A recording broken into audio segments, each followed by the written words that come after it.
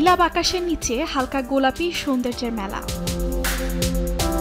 চীনের হুবেই প্রদেশের উহান শহর পরিণত হয়েছে বসন্তের চেরি ব্লসমের স্বর্গে। হাজারো পর্যটক শহরটিতে ছুটে আসছেন এই মোহনীয় দৃশ্য উপভোগ করতে।